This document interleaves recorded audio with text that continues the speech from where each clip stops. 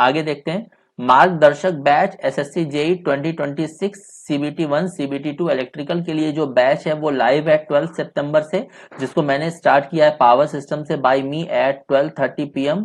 Use code machine 20 to enrol,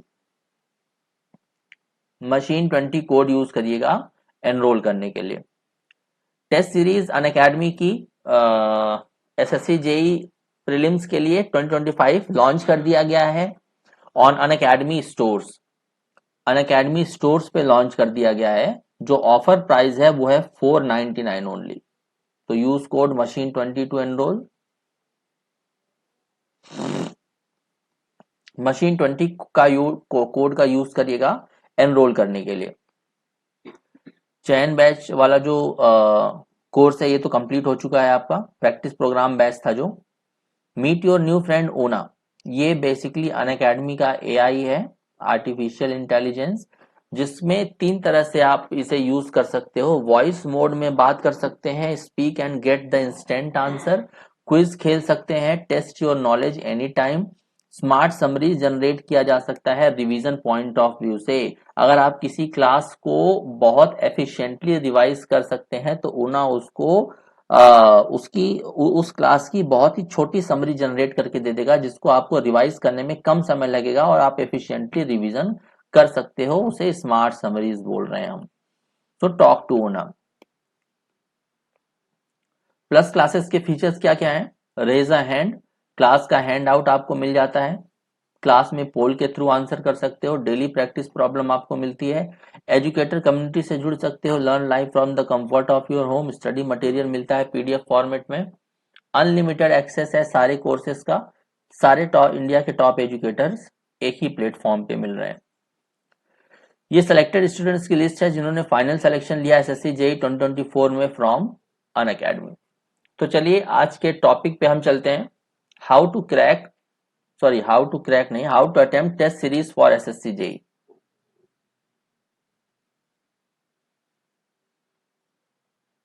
how टू attempt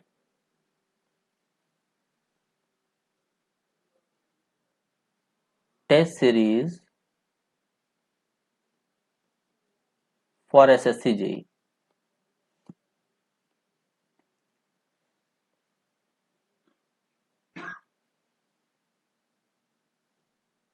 SSC JE के लिए टेस्ट सीरीज को कैसे अटेम्प्ट करें?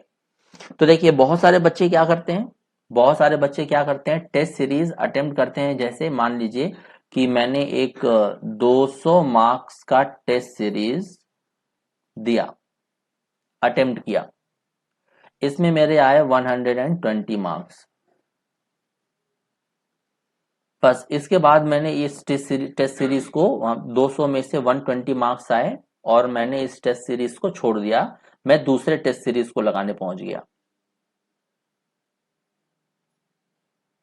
दूसरे टेस्ट सीरीज को अटेम्प्ट करने पहुंच गया, जो कि बिल्कुल रॉन्ग अप्रोच है।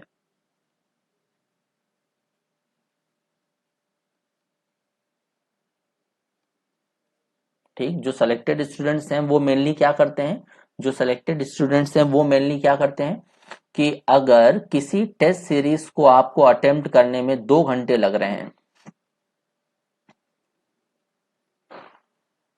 किसी टेस्ट सीरीज को आपको अटेम्प्ट करने में 2 घंटे लग रहे हैं, तो उसके एनालिसिस में भी 2 घंटे लगने चाहिए।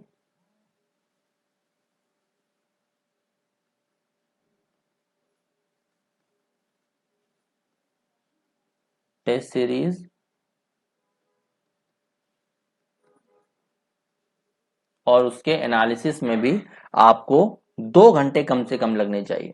ठीक, तभी आप एक टेस्ट सीरीज को बहुत एफिशिएंटली यूटिलाइज कर पाओगे, तभी आप किसी एक टेस्ट सीरीज को एफिशिएंटली यूटिलाइज कर पाओगे। मान लीजिए हम अपने टेस्ट सीरीज को करेक्ट अप्रोच में कैसे अटेम्प्ट करेंगे वो देखते हैं। अब हम देखते हैं करेक्ट अप्रोच।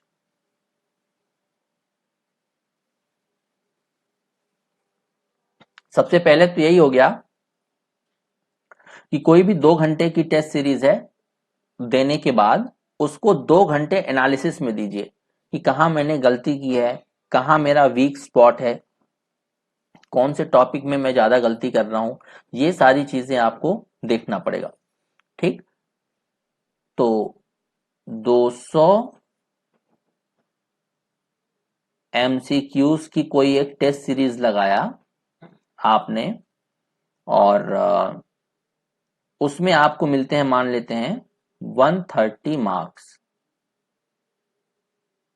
तो सबसे पहले आपको क्या करना है, जो 130 क्वेश्चंस आपके सही हुए हैं, सबसे पहले जो 130 क्वेश्चंस आपके सही हुए हैं उसका एनालिसिस करना है, उसके सॉल्यूशन देखना है टेस्ट सीरीज में, उसके सॉल्यूशन देखना है टेस्ट सीरीज में।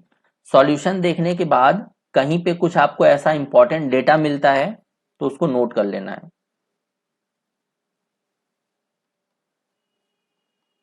कोई भी इंपॉर्टेंट डेटा मिलता है उसको नोट कर लेना है। ठीक, दूसरा स्टेप क्या है, आपके कितने क्वेश्चंस गलत हुए, आपके कितने क्वेश्चंस गलत हुए, मान लेते हैं कि आपने 130 क्वेश्चंस सही किए हैं, मैं नेगेटिव मार्किंग को हटा रहा हूं अभी, आपने 130 क्वेश्चंस अटेम्प्ट किए, सही किए, 70 रॉन्ग हुए। ठीक, तो इन 70 क्वेश्चंस को री अटेम्प्ट करना है आपको। इन 70 क्वेश्चंस को जब आप री अटेम्प्ट करोगे तो आप देखोगे कि इसमें 25 क्वेश्चंस आप आराम से बना पा रहे हो। 25 क्वेश्चंस आप आराम से बना पा रहे हो। तो टोटल कितने क्वेश्चंस आपने सही कर लिए, 130 प्लस 125,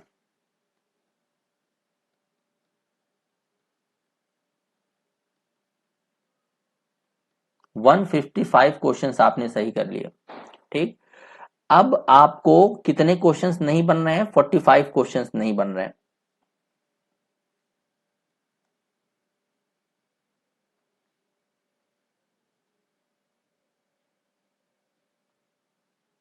यह 25,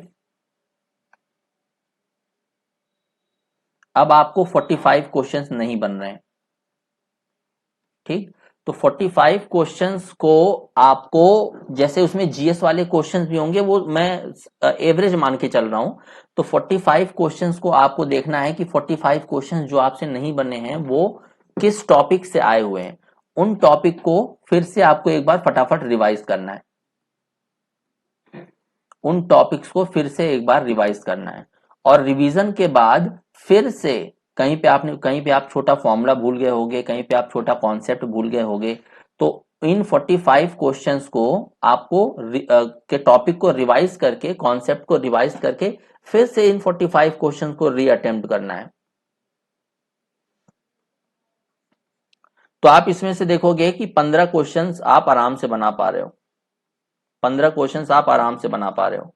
तो हमारे कितने क्वेश्चन सही हो गए, 155 प्लस 15, तो 170 सही हो गए।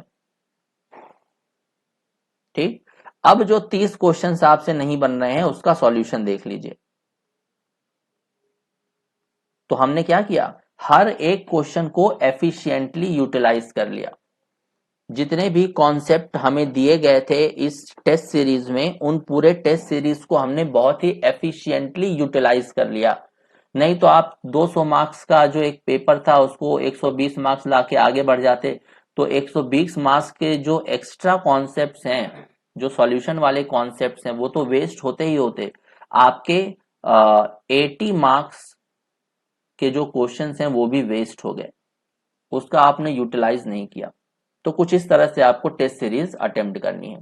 ठीक, so thank you very much. जो नई स्ट्रेटेजी है वो मैं बहुत जल्द लेके आऊंगा, तो इसको जरूर ध्यान से देखिएगा। मिलते हैं नेक्स्ट क्लास में। यहाँ पे मैंने नेगेटिव मार्किंग को नेग्लेक्ट किया है, ये मान के चला है मैंने कि आपने जैसे 200 नंबर में से 130 मार्क्स लेके आए हैं, तो इसमें नेगेटिव नहीं है, आपने आपकी जो 70 है वो गलत हुए हैं, ऐसा है। नेगेटिव मार्किंग मैंने एज्यूम नहीं किया है यहाँ पे।